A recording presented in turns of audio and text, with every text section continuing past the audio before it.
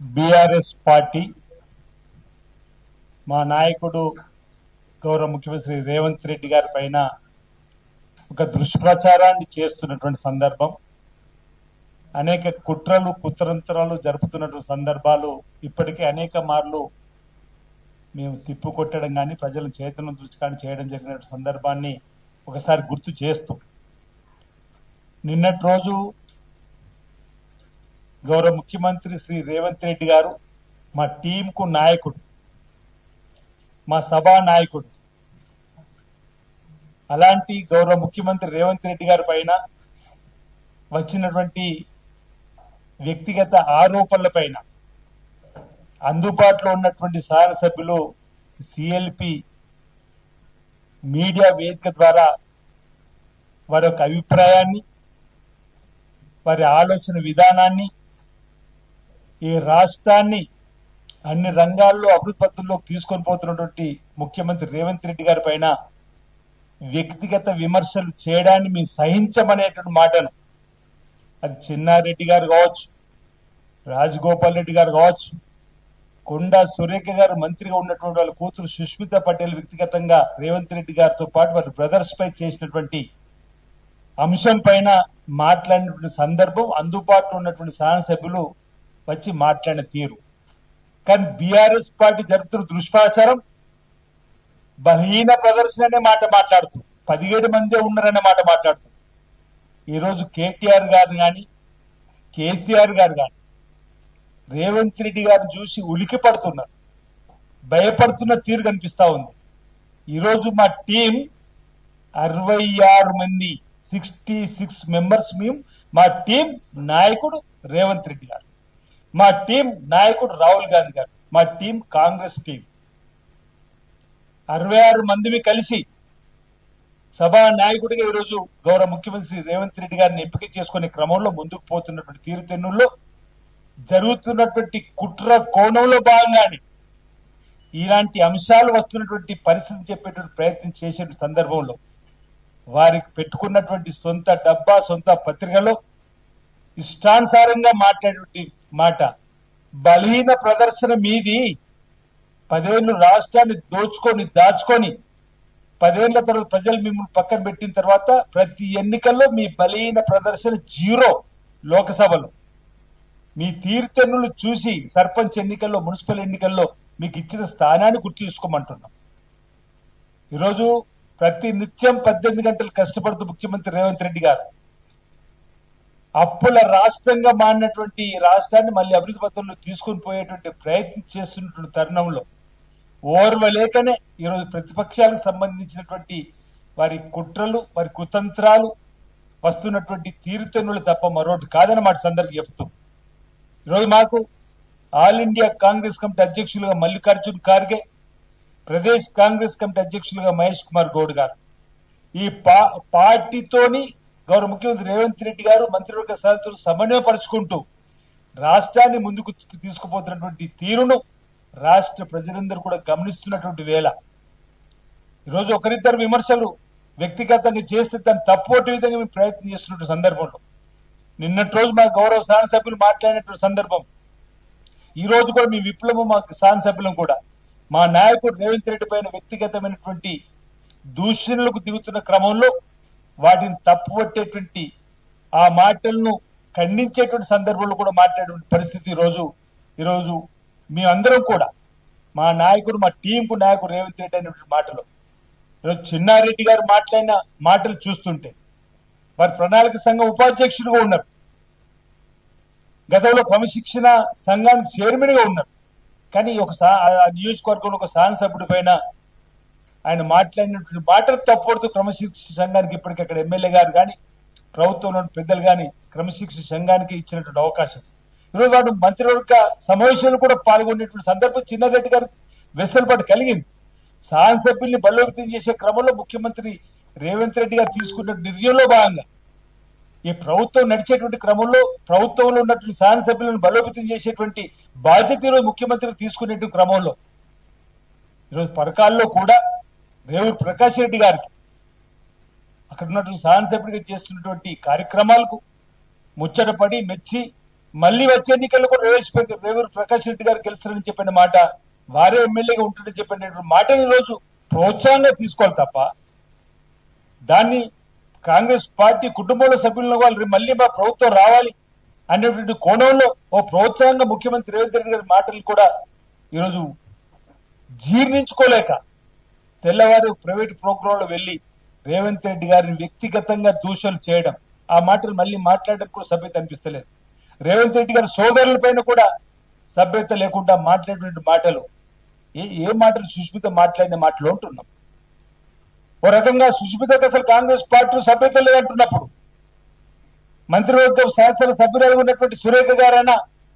ఇదివరకు ఒకసారి మీరే అంటున్నారు, ఇదివరకు కూడా 1-2 సార్లు జరిగింది కదా అంటే అప్పుడు క్షేమపాలతో ముగిసినటువంటి సందర్భం. పెద్ద మనసుతో రేవంత్ రెడ్డి గారు కూడా సురేఖ దంపతులు వెళ్ళినప్పుడు, మురళీ సురేఖ దంపతులు వెళ్ళినప్పుడు వారు క్షమించినటువంటి సందర్భం కూడా మనం చూసినాం. కానీ పదే అదే విధంగా మాట్లాడినటువంటి మాటలను ఈరోజు మనం ఏ విధంగా చూడాలని చెప్పిన క్రమంలో క్రమశిక్షణ సంఘానికి నిన్నటి రోజు మా ఎమ్మెల్యేలు ఏదైతే ఇప్పుడు కూడా విజయన్న మాట్లాడినటువంటి మాటల్లో ముందు ఎవరైనా పొరపాటు జరిగితే సారీ అంటాం. ఆ విధంగా క్షేమపలు కోరుతున్నాం. ఒకవేళ మీరు క్షేమపలు ఇప్పటివరకు కోరలేదు కాబట్టి క్రమశిక్షణ సంఘానికి కూడా మేము తెలియజేస్తాం, ఫిర్యాదు చేస్తాం, వారిపై చర్యలు తీసుకోవాలని చెప్పిన కోణంలోనే విజయాన్ని మాట్లాడిన సందర్భం కూడా మీకు చెప్పే ప్రయత్నం చేస్తూ, ఒకవేళ తను నోటీస్ ఇచ్చినప్పుడు వివరణాత్మకమైనటువంటి విశ్లేషణవంతమైనటువంటి పొరపాటు జరిగింది, మా కూతుర్ని సరిదిద్దుకుంటామనే మాట అనుంటే ఈ రోజు నిన్నటి రోజు కూడా బహుశా పాత్రికేయుల సమావేశం శాసనసభ్యులు అందుబాటులో పెట్టేవాళ్ళు కాదేమో. సహచర మంత్రిగా ఉన్నప్పుడు జరిగినటువంటి తప్పు మా కుటుంబ సభ్యులకు చేసినటువంటిది పొరపాటుగా భావిస్తున్న ఒక ముఖ్యమంత్రి వచ్చిన తర్వాత మేము మాట్లాడే ప్రయత్నం చేస్తాం. మొదటి రోజునే ఈ అంశానికి ఈరోజు పులిస్ స్టాప్ పెట్టే విధంగా వారు మాట్లాడడం, వారి కుటుంబం వేరు, వారు మ్యారేజ్ అయింది అనేటువంటి మాట. కానీ మళ్ళీ ఇద్దరు కలిసేటువంటి సందర్భం ప్రజలందరూ కూడా ఈరోజు అనుకుంటున్న సందర్భంలో మేము ఈరోజు మాట్లాడాల్సి వస్తుంది. ఆమె కొండ సురేఖని మేము వ్యక్తిగతంగా గౌరవిస్తాం.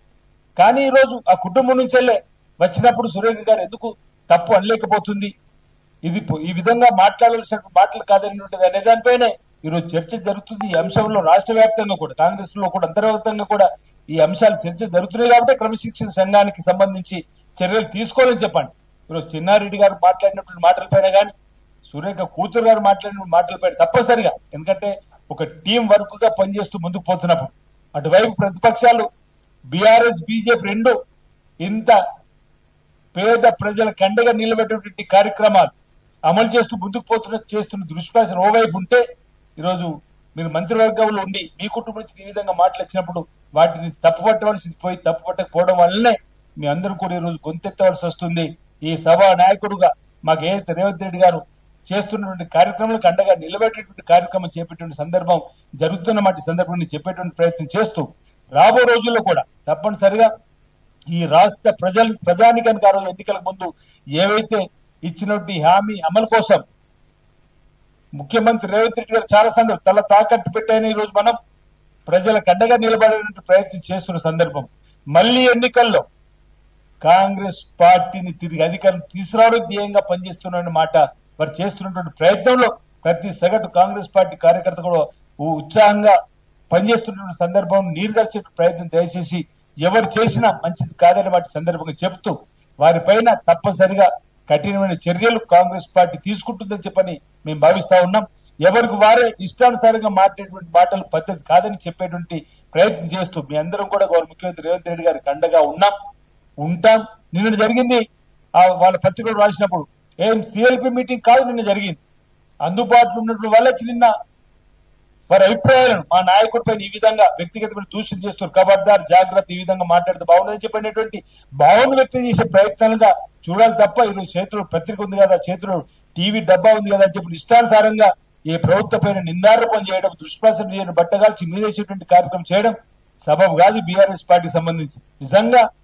మీరా మాట్లాడదంటున్నారు మా గురించి. మీ కుటుంబంలోనే ఐక్యత లేదు, నీ బీఆర్ఎస్ పార్టీ కుటుంబంలో ఐక్యత లేదు. నీ సొంత చెల్లి ఈరోజు మీ బీఆర్ఎస్ పార్టీ పై దుష్ప్రచారం చేసి మీ బీఆర్ఎస్ పార్టీ వల్ల జరిగినటువంటి అన్యాయం, ఆ 10 ఏళ్ల పాపపు దుర్భాగ్య పాలనలో నీ సభ్యులు అయినందుకు క్షమించమని చెప్పినటువంటి సందర్భంలో ఇంకా మీ పాలన కావాలని ప్రజలు కోరుకుంటారని అడుగుతున్నారు. మీ కుటుంబంలో ఐక్యత లేదు. అలాంటిది ఈరోజు మా కాంగ్రెస్ పార్టీ విస్తృతమైనటువంటి ప్రజాస్వామ్య విలువైనటువంటి పార్టీ,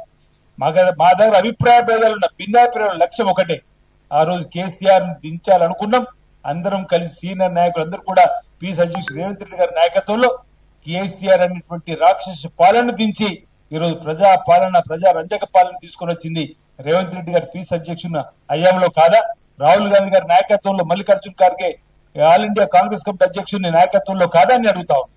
ఈ రోజు కూడా అంటా ఉన్నారు మా పీసీ అధ్యక్షుడు మహేష్ కుమార్ గౌడ్ గారు, మేము కలిసి రేపు ఎన్నికల్లో మళ్ళీ ఈ రాష్ట్రంలో తిరిగి ఇందిరమ్మ రాజ్యం తీసుకొస్తామని చెప్పినటువంటి ప్రయత్నం చేస్తున్నటువంటి సందర్భం నిజం కాదని మాట సందర్భంగా తెలియజేస్తూ, నీ కుటుంబంలోనే ఐక్యత లేదు,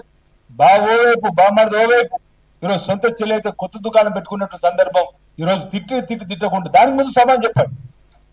ఆంధ్ర వాళ్ళతోటి ఈరోజు మేము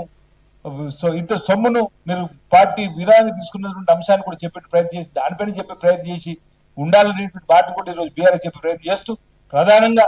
ఈరోజు మేమందరం కూడా గౌరవ ముఖ్యమంత్రి రేవంత్ రెడ్డి గారికి అండగా నిలబెట్టిన క్రమంలో వారి నాయకత్వంలో మేమందరం కూడా శాసనసభ్యులు విప్లవం ముందుకు పోతాం. ఈరోజు మా టీం 66 మందితో వారి నాయకత్వంలో ముందుకు పోతున్నమాట సందర్భంగా చెప్తూ, ఈరోజు బల ప్రదర్శన చేయవలసి వస్తే మీ కల్వకుంట్ల కుటుంబంలో ఇంకొక ఎమ్మెల్యే కూడా మిగిలడానికి మాట కూడా చెప్పే ప్రయత్నం చేస్తూ, ఇప్పుడు మీ 66 మంది కాదు, మీతో మీ పార్టీ అని నచ్చక విధానాలు కూడా 10 మంది వరకు కూడా మీకు వ్యతిరేకంగా నిలబడేటువంటి సందర్భం, దాన్ని కూడా గమనించమని సందర్భం కోరుతూ, ఈరోజు పెద్దలు చిన్నారెడ్డి గారు ఏదైతే మాట్లాడిన మాటలు తప్పడుతూ ఉన్నాం, అదే సుష్మితకు సంబంధించినటువంటి మాటలు కూడా తప్పడుతూ, సురేఖ గారు మంత్రి హోదాలు శాసన మంత్రివర్గం ఉన్నటువంటి వాళ్ళు ఆ తప్పును సరిదిద్దవలసి ఉండే, ఇప్పటికే కుటుంబ పక్షాన క్షమాపణలు కోరవలసి ఉండే, అందుకే ఇప్పటి వరకు కూడా అలాంటిది ఏం రాలేదు కాబట్టి వారిపైన చర్యలు తీసుకోవాలని చెప్పని ఈ రోజు మీ అందరం కూడా కాంగ్రెస్ పార్టీకి మేము విజ్ఞప్తి సందర్భంగా చేస్తా ఉన్నాం.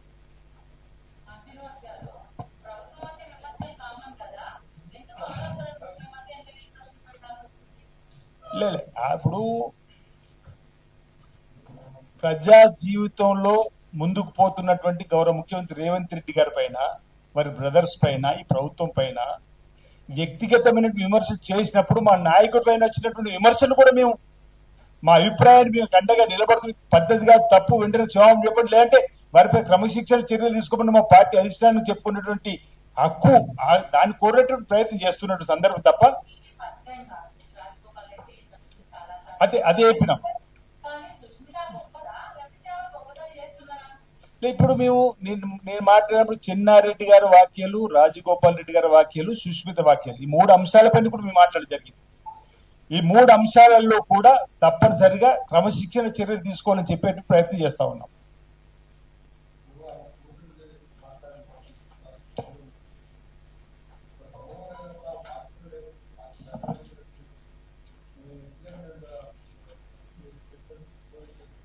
అదే ఇప్పుడు ఆ అంశ